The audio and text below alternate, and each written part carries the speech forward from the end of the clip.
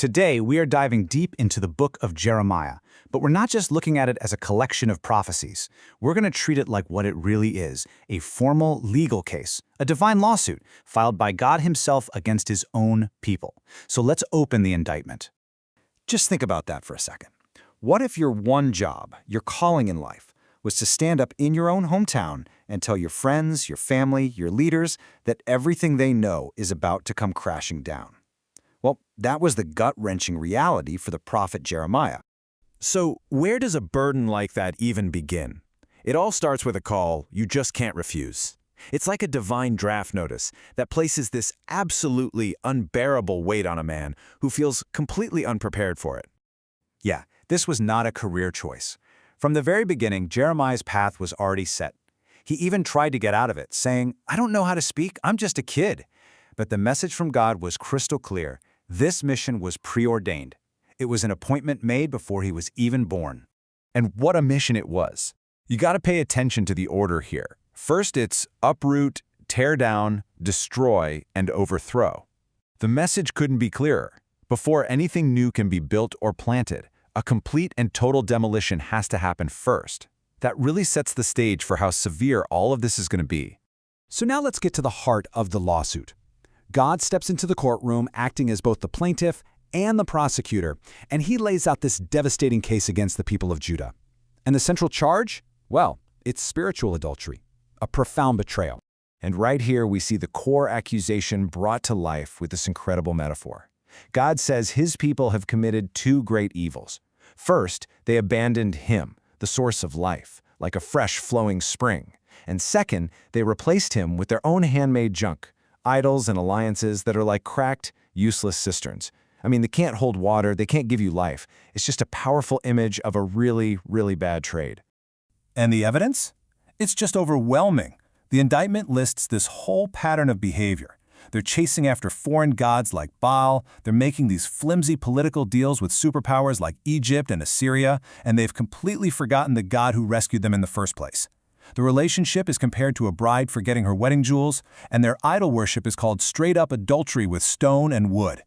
You see, this isn't just about breaking some abstract religious rules. The language is so personal.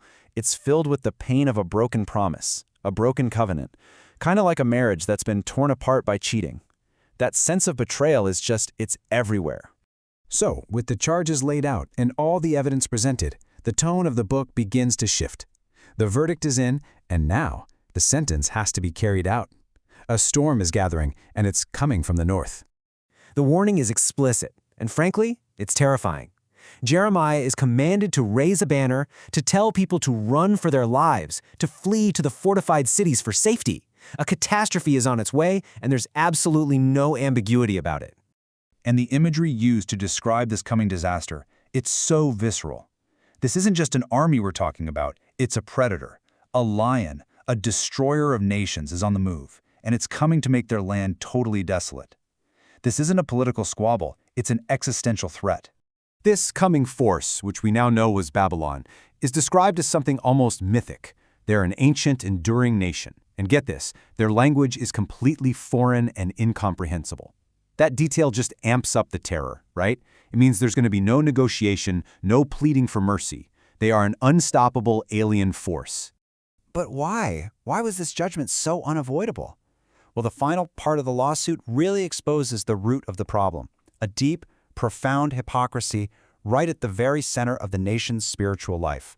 The hypocrisy is just laid bare in this massive disconnect. On one side, you've got all their religious chants. They're shouting, "This is the temple of the Lord," over and over, as if the building itself could magically make them safe. But then, on the other side, their actions tell the real story: theft, murder, adultery, deceit. Their worship was completely, 100% disconnected from how they actually lived. And this is the final, damning question from God. He asks if his own temple has become a den of robbers. Now think about what that really means. A den of robbers isn't where criminals do their dirty work. It's where they go to hide after they've committed their crimes. It's a safe house. They actually thought they could live these corrupt, awful lives and then just use the temple as a spiritual hideout to get away with it all. Now, after all the anger and judgment, the tone shifts one last time, and it's dramatic. The lawsuit gives way to a lament, a deep, sorrowful cry for a people who are on the brink of a ruin that ultimately they chose for themselves. You can just feel the despair in these words. It's the cry of someone who finally realizes all their chances are gone. The season for rescue, the season for harvesting life, it's over, and they've been left behind. It's just a devastating admission of total failure. But this sorrow isn't just human. This is the voice of the prophet, and through him it feels like the voice of God. There's no celebration in this judgment, only this shared pain. Since my people are crushed, I am crushed. The judge himself is grieving for the very people he has to sentence. And we end with Jeremiah's haunting rhetorical question. See, Gilead was famous for its healing balm, its medicine. So the question isn't really asking if a cure exists, it's asking why. When the cure is right there, readily available, why do the people refuse to be healed? It's the ultimate tragedy of the story, and it leaves us to wonder about a wound that stays open, not because there's no medicine, but because the patient simply refuses it.